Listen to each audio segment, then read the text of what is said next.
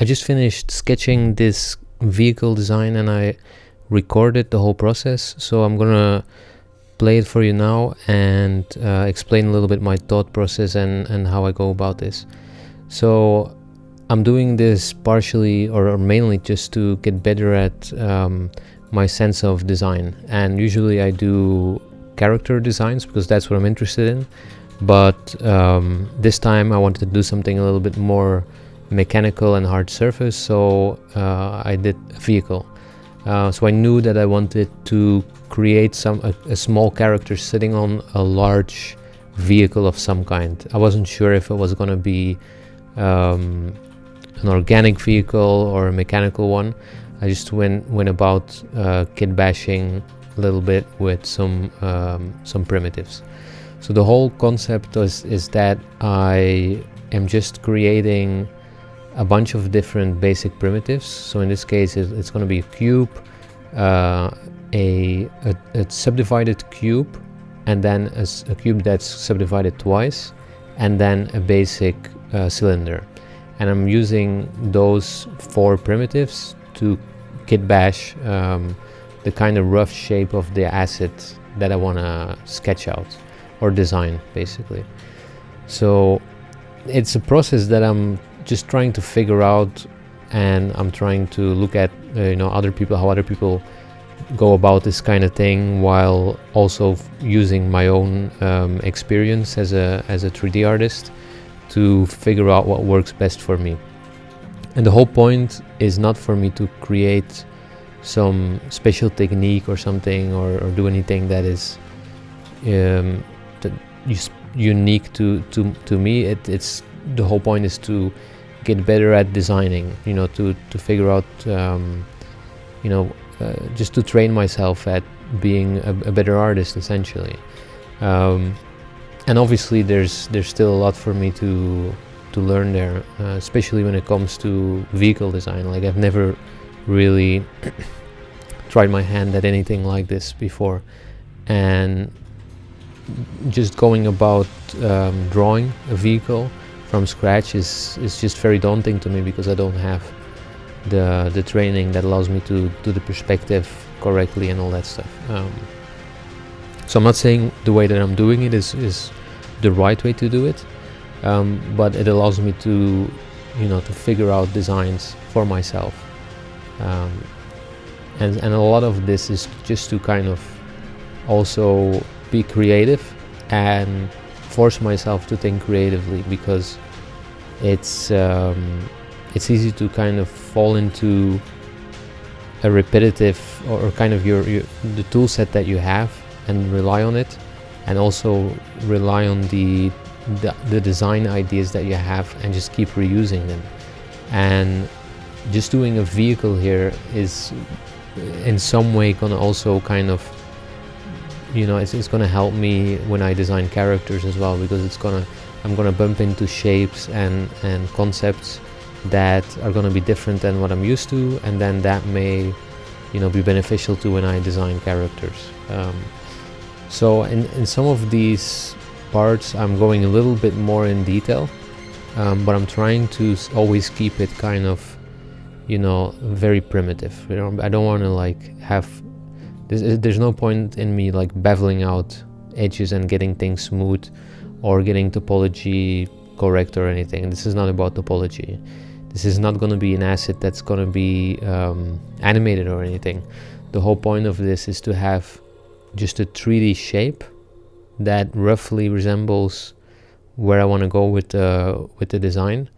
And then the benefit of having it as a 3D object is that I can then put my camera wherever I want, and I can even create multiple views of the concept and save a bunch of time on getting the perspective right.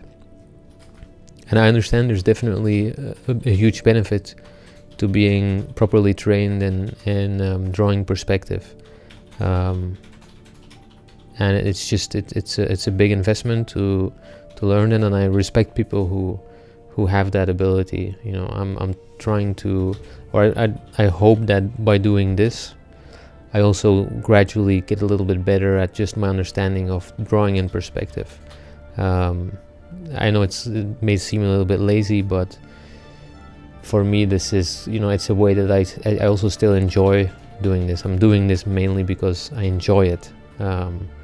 So it always there has to be a level of interest for me in doing it, and I don't want to.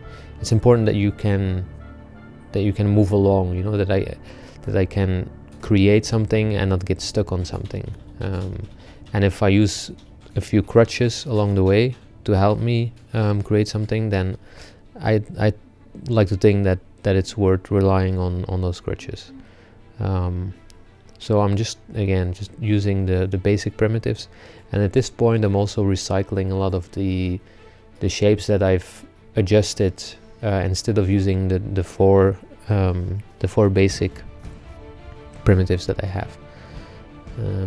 And I'm roughly trying to keep in mind the primary shapes, secondary and tertiary shapes, but if I'm really honest, at this point it's not something that I actively think about, and probably I should, but I'm just going by eye and just getting a balance that kind of feels right. And I'm using the LookDev mode in Blender instead of Eevee, and the reason I'm using that one is I can turn on the ambient occlusion and really bump it up very heavily, and then use one of the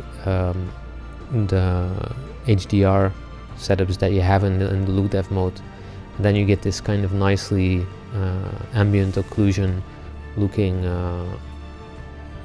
look that you see here, and I like it actually. I prefer it over matte caps or something for blocking out these shapes.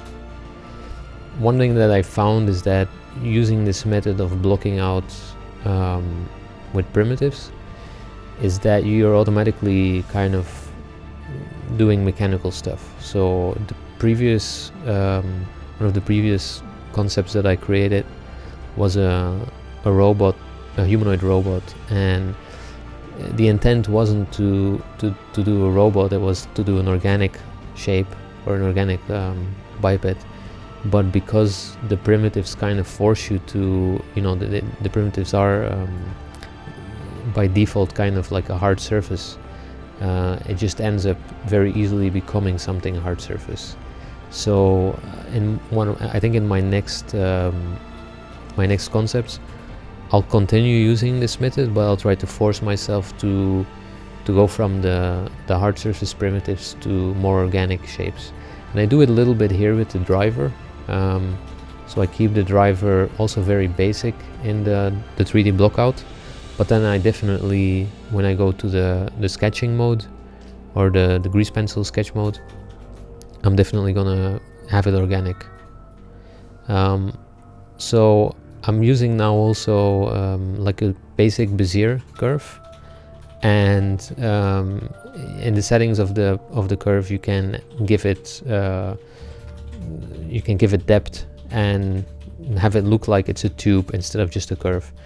And this is really it's a very powerful design tool, because like I said, like you just saw here, I just duplicated that curve, and now I'm using it to create really thick tubes to kind of create these pipes that are gonna connect the engine front part to the back exhaust part.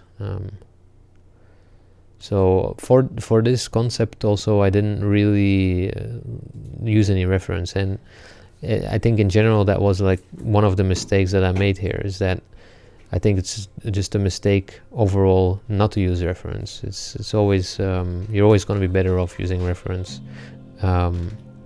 and this is an example where that really shows, because if you don't know how things like an exhaust or an engine exhaust are supposed to, work or connect, or where they usually connect, then you end up designing stuff that doesn't really have realistic function. So even if it looks cool, it's going to look a lot cooler and a lot better if it's kind of grounded in real function and in some reality.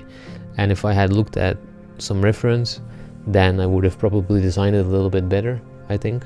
So in general, I always recommend doing some research and looking at some reference. It doesn't mean you have to copy the reference exactly, but I think it's very helpful.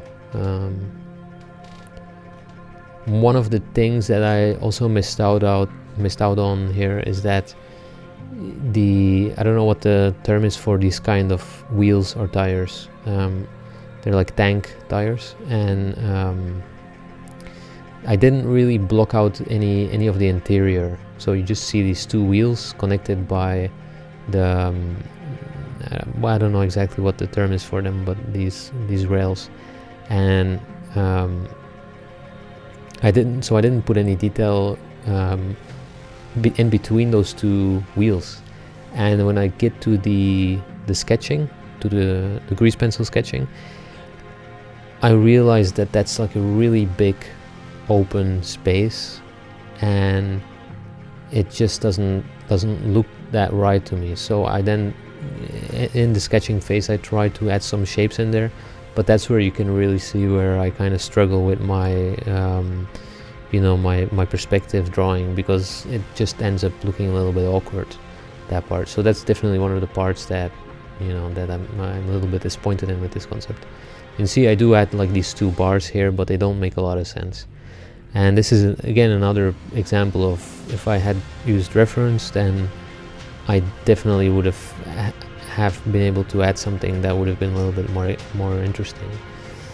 So I'm adding just a little flag here as well, and I thought for a second about maybe using some cloth simulation on this, but then I thought it's a little bit too much work, doesn't make sense for something that small.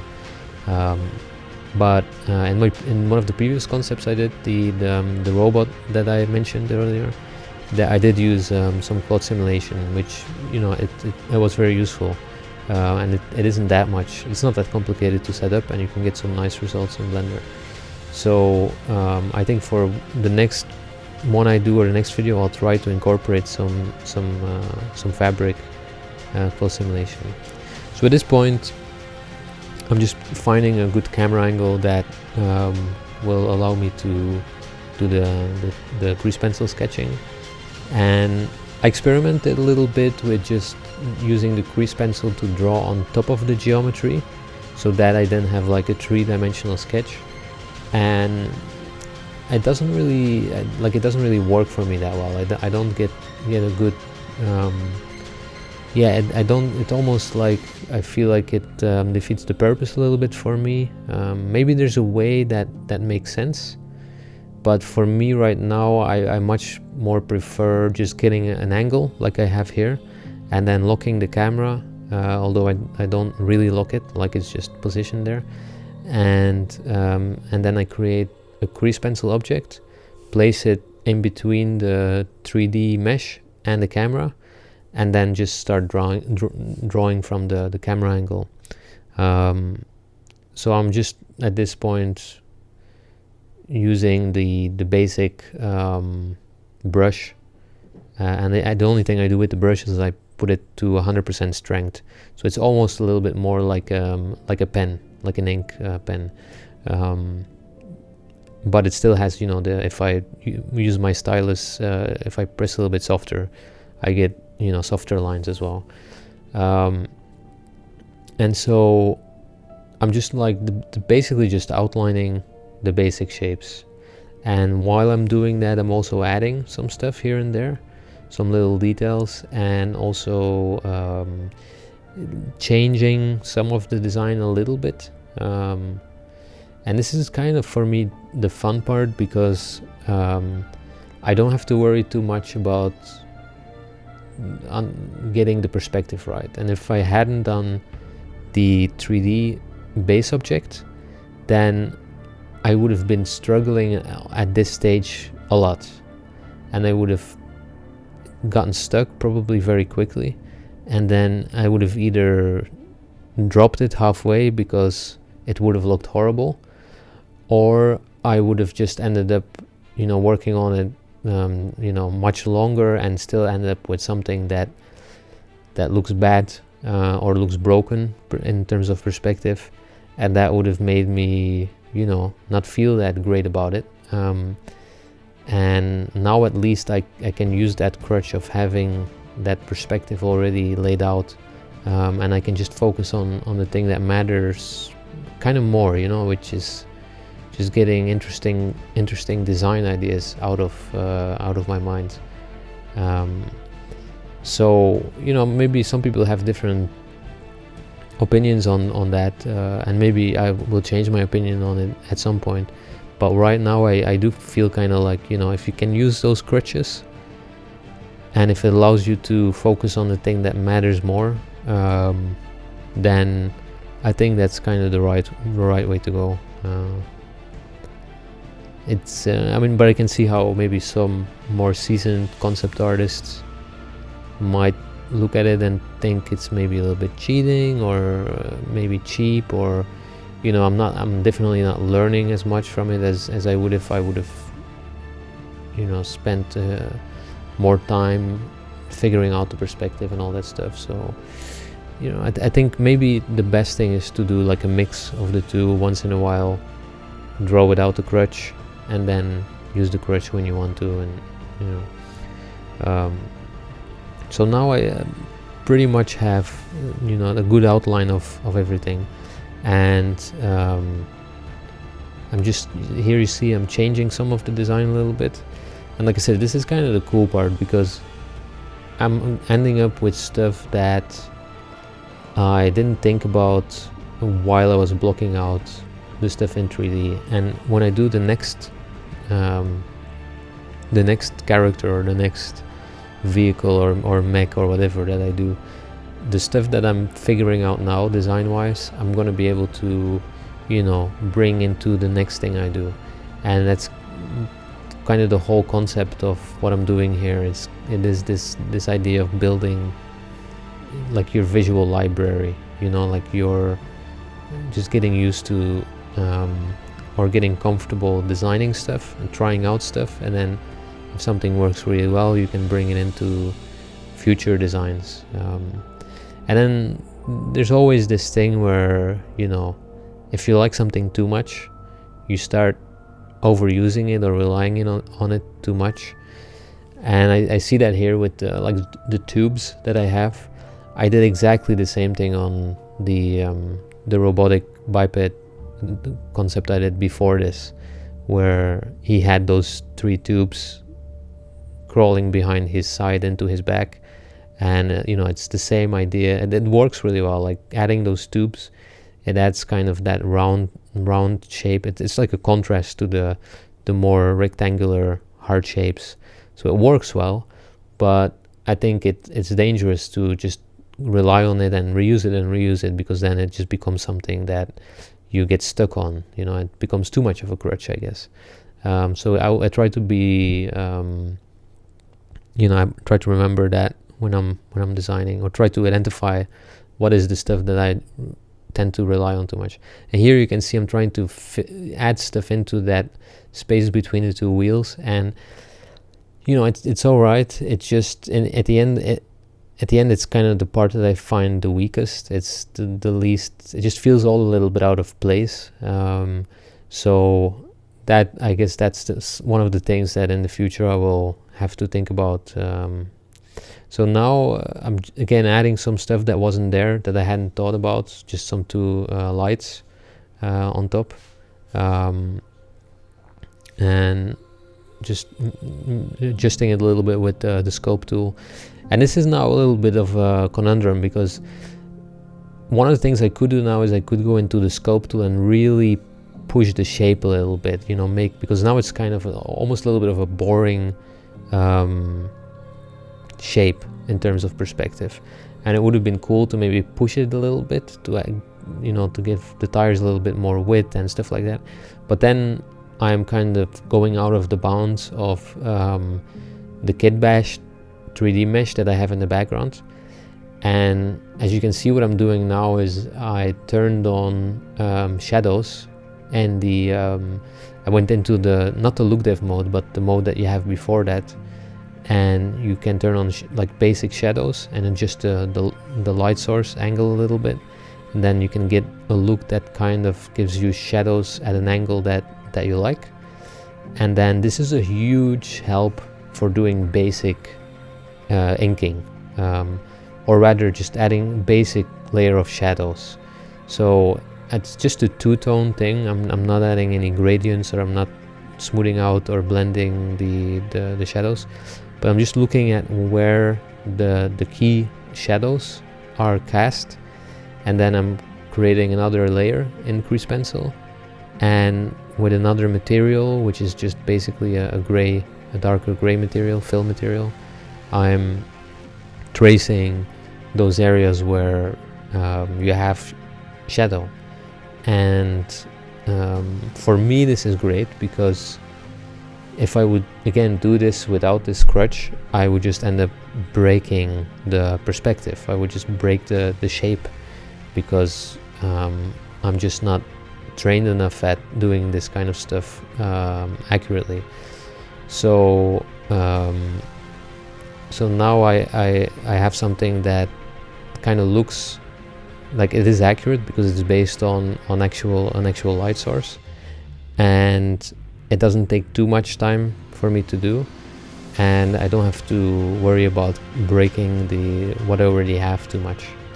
And it doesn't have to be super accurate either, you know. I'm just blocking out the light or the shadow areas just very roughly.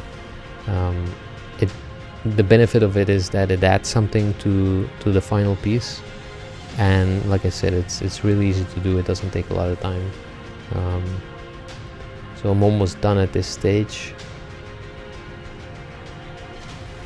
and then at this point, like, I was thinking maybe I can add some additional tones, maybe some highlights or something like that, but I chose to just keep it the outline and then the shadow areas. And then the idea is that I use the basic background of the kit bash, and I put it in the look dev mode with the ambient occlusion, and then you have this line drawing with the shadows on top of that, and then you get this nice kind of blend. And there's plenty of stuff you can do with this. Then, I mean, you can still get it into Photoshop and add a little bit more details to it, or you can add a little bit, you know, you can just add color to it as well, or you can just start coloring the whole thing in Blender.